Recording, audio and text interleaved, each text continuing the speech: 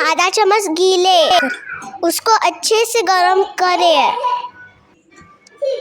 Please try this.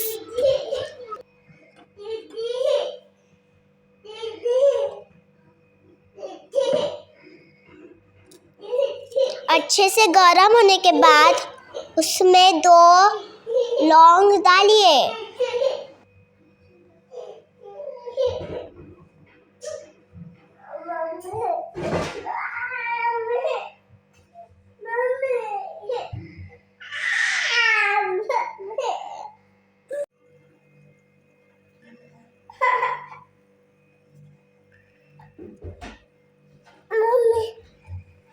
ठंडा होने के बाद लौंग निकालिए।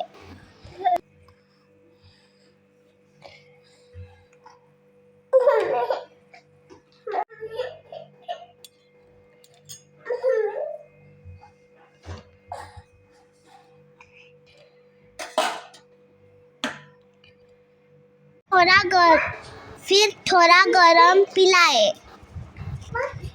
Please like, share, subscribe.